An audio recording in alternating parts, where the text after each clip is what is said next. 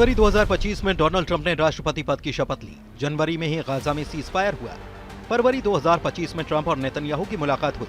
फरवरी में ही इजराइल पहुंच गए 1800 बंकर बस्टर बम। मार्च 2025 में क्या अमेरिका ईरान को लेकर सबसे बड़ा फैसला करने जा रहा है? क्योंकि ईरान को भी महसूस हो चुका है कि मार्च में बहुत कुछ भयानक होने वाला है।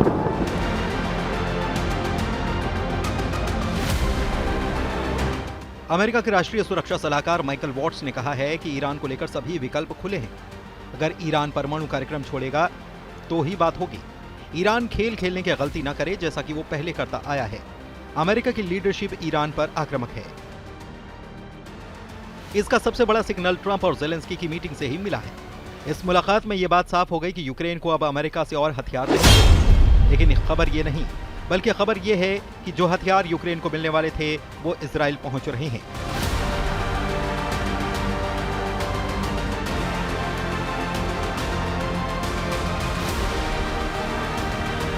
यानी जो हथियार अभी तक अमेरिका से यूक्रेन पहुंच रहे थे उनका रूट बदलकर उन हथियारों को इजराइल पहुंचाया जा रहा है।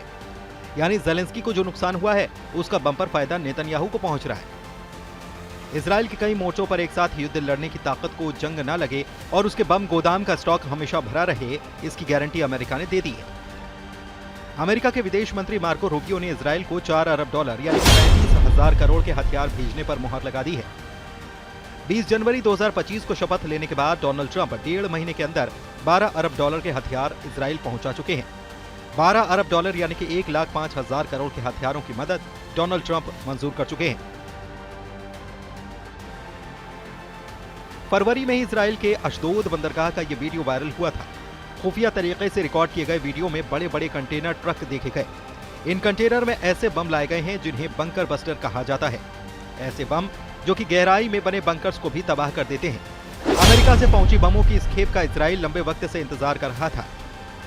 पता चला कि अमेरिका ने 2000 पाउंड के 1800 बम इजराइल भेजे हैं। ये डोनाल्ड ट्रंप का नेतन्याहू को बहुत बड़ा धमाकेदार तोहफा कहा गया, जिसका टारगेट गाजा, लेबनान या फिर ईरान हो सकता है। इजराइल की एयरफोर्स फिर से सुपर एक्टिव मोड में है। इजराइल के एयरबेस पर लगातार काम चल रहा है। यह है अमेरिका से सप्लाई किया गया MK-84 बंकर बस्टर बम। इसी बम से इजराइल ने अब तक गाजा के कोने कोने को मिट्टी में मिलाया है। जनवरी और फरवरी में ईरान ने जो डिफेंस वाली डील तैयार की है वो इजराइल और अमेरिका के खिलाफ बहुत आक्रामक नजर आ रहा है। ईरान ने जनवरी 2025 में ही इतने हथियार जमा कर लिए हैं कि एक बड़े युद्ध को लॉन्च करने वाला हमला किया जा सकता है। ईरान के ड्रोन बेस के इस वीडियो ने इजराइल से लेकर अमेरिका तक में हड़कंप मचा दिया है। ईरान क्यों इतना आक्रामक है? गाजा में सीज फायर और सीरिया में जुलानी के कब्जे ने पश्चिम एशिया के अंदर एक महीने में ऐसा क्या बदल दिया कि ईरान को लग रहा है कि अब उसे नए वॉर जोन के लिए तैयार रहना होगा।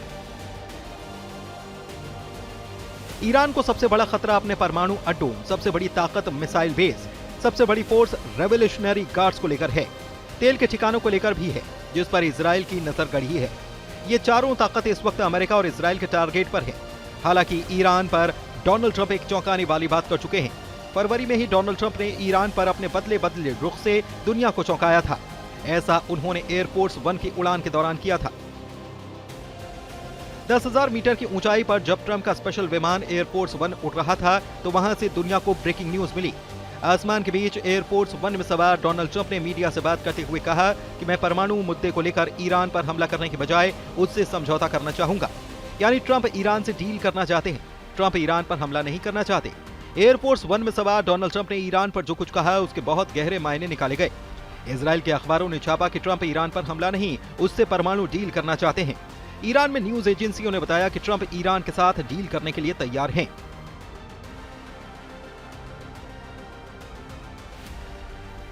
लेकिन ट्रंप और नेतन्याहू की युद्ध वाली पार्टनरशिप को लेकर ईरान चौकन्ना है। ईरान लगातार अपने एयर डिफेंस सिस्टम को परख रहा है। जनवरी से लेकर फरवरी तक ईरान की एयर डिफेंस ब्रिगेड एक्टिव रही है। क्या यह ईरान के आक्रामक तेवर का खौफ है? क्योंकि ईरान ने 2025 की शुरुआत में ही 5 युद्धाभ्यास किए हैं। ऐसे युद्धाभ्यास में आग बहुत ज्यादा है। अंगारे ऐसे एक दो नहीं, कई वॉर जोन बनकर बहुत सारे देशों को जला सकते हैं। जनवरी और फरवरी में इतनी फायर पावर है तो मार्च में क्या होगा? क्या मार्च 2025 में शुरू होने वाला है इजराइल और ईरान का सबसे बड़ा युद्ध? और यही ट्रंप का सबसे बड़ा डर है। पश्चिम एशिया में यूएस की प्रतिनिधि ने कहा है कि हम ये सुनिश्चित करने के लिए फिर से काम करेंगे कि ईरान परमाणु बम हासिल न कर सके। साथ ही ये भी कि ईरान के आसपास के कई बाकी देशों में अराजकता और नुकसान न पहुंचाए, जो कि अब तक वो करता आया है। डोनाल्ड ट्रंप ईरान पर नरम नहीं पड़े, इस बात का दावा उनकी सरकार लगातार कर रही है। लेकिन ट्रंप और नेतन्याहू की जुगलबंदी ईरान समझता है। दोनों के तेवरों के लगातार नए नए मायने भी निकाले जाते हैं। ऐसे में ट्रंप अगर अपनी बात पर बरकरार रहे तो ये नेतन्याहू की बहुत बड़ी हार होगी। देखा जाए तो 4 फरवरी को नेतन्याहू के साथ व्हाइट हाउस में मीटिंग के डोनाल्ड ट्रंप ने 9 फरवरी को बड़ा उलटफेर कर दिया।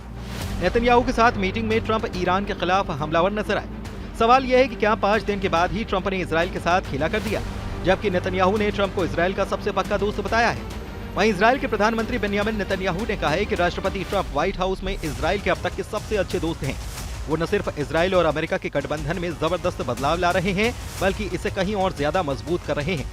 इससे पहले अमेरिका की मीडिया में ईरान को लेकर छपी 2025 की सबसे हॉट रिपोर्ट नेतन्याहू के साथ ट्रंप को बड़ा झटका दे चुकी है। रिपोर्ट ऐसी कि पूरी दुनिया हक्की बक्की रह गई। अमेरिकी अधिकारियों ने एक विस्फोटक दावा किया।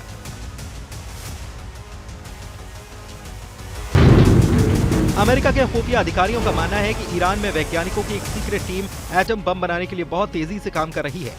सवाल यह है कि क्या ये ईरान का शॉर्टकट एटम बम है। सवाल है कि क्या ईरान बड़े परमाणु बम की जगह शॉर्टकट रास्ता अपनाकर छोटा एटम बम बना रहा है। सबसे पहले अमेरिका के अखबार न्यूयॉर्क टाइम्स की ये खबर छपी और उसके बाद पूरी दुनिया में ये रिपोर्ट वायरल हो गई।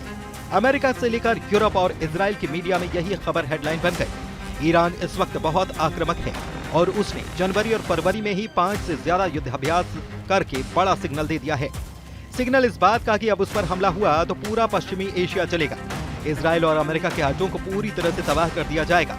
ट्रंप बेशक ईरान से डील का सिग्नल दे चुके हों, लेकिन ये बात साफ है कि अमेरिका पर ईरान की यकीन का लेवल 0% है।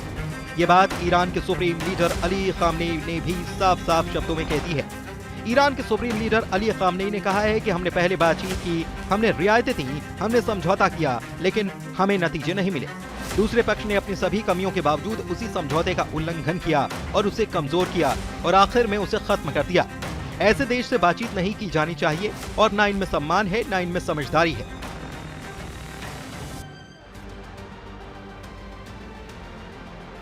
डोनाल्ड ट्रंप और वोलोदिमीर ज़ेलेंस्की के बीच ओवल ऑफिस में जो कुछ हुआ उसे पूरी दुनिया ने देखा। इसलिए दुश्मनी नहीं, अब दोस्तों का भी अमेरिका पर भरोसा करना बहुत मुश्किल हो चुका है। इजराइल को पता है कि ट्रंप बातें जरूर बड़ी बड़ी करते हैं, लेकिन उन पर पूरा यकीन तब तक मुश्किल है जब तक कि डोनाल्ड ट्रंप खुद हमले का बटन दबाने के लिए तैयार न हो जाएं। मार्च में डोनाल्ड ट्रंप क्या बड़ा फैसला लेकर रहेंगे या फिर उनका जोर किसी डील पर रहेगा, जबकि इजराइल चाहता है कि ईरान के परमाणु अड्डों पर सर्जिकल स्ट्राइक हो। डोनाल्ड ट्रंप की डील और धमाके दोनों के बीच कौन बाजी मारेगा, इस पर नेतन्याहू की नजर है। ट्रंप को समझने वाले भी उनकी पश्चिम एशिया वाली पॉलिसी को लेकर भ्रम में पड़ जाते हैं। हालांकि ईरान कह चुका है कि उसके परमाणु अड्डों पर हमले का मतलब है वर्ल्ड वॉर। ईरान ये वार्निंग बार बार दे चुका है और लगातार दे भी रहा है। इजराइल अब नए युद्ध के लिए पूरी तरह से तैयार भी हो रहा है, फिर चाहे उसके टारगेट पर ईरान हो, यमन हो या फिर उसका कोई और दुश्मन, क्योंकि डोनाल्ड ट्रंप ने इजराइल को 2000 पाउंड वाले बम की सप्लाई शुरू कर दी है। ये ऐसे बम हैं जो F-15 जैसे फाइटर जेट से लॉन्च किए जा सकते हैं, लेकिन जब इससे भी बड़े बम से हमला करना हो तो उसके लिए इजराइल के पास बड़े विमान नहीं है। अब तक इजराइल ने अपनी बमबारी में 3 तरह के फाइटर जेट इस्तेमाल किए हैं। F-16 से लेकर F-15 और F-35 पर बंकर बस्टर बम लोड किए जाते हैं और फिर उनसे बेरूत और दक्षिण लेबनान से लेकर गाजा और ईरान तक बमबारी की गई है। इजराइल की हमेशा से डिमांड रही है कि मार्क 84 बम की सप्लाई जारी रखी जाए। डोनाल्ड ट्रंप ने राष्ट्रपति पद की शपथ लेते ही पेंटागन को आदेश दिया है कि वो इजराइल को 2000 पाउंड वाले बम सप्लाई करें। बाइडेन सरकार ने मई 2024 में इजराइल को 3500 बम की डिलीवरी रोक दी थी। इसमें 2000 पाउंड के 1800 बम भी थे और 500 पाउंड के 1700 बम। इसमें बाइडेन सरकार में इजराइल को भेजे जाने वाले 500 पाउंड के 1700 बम की सप्लाई भी रोक बाद में हटा दी गई थी। गाजा के इन धमाकों को जरा देखिए और समझिए कि 2000 पाउंड वाले बारूद का धमाका कैसा होता है। ऐसे ही बमों ने गाजा को आज मलबे के मैदान में तब्दील कर दिया है, जहां पर बहुत कम इमारतें हैं और लाखों लोग टेंट में रहने के लिए मजबूर हैं। मुमकिन है कि 2000 पाउंड वाले बमों से अब गाजा पर हमले न किए जाएं, लेकिन इजराइल के दुश्मन तो अभी बाकी हैं और ईरान इस फहरिस्त में सबसे ऊपर है। इसीलिए ये बात साफ है कि इजराइल को अमेरिका से हथियारों वाली मदद पर ब्रेक नहीं लगने जा रहा। जो बाइडेन के बाद डोनाल्ड ट्रंप भी इजराइल की वॉर मशीन को ईंधन की सप्लाई करते रहेंगे।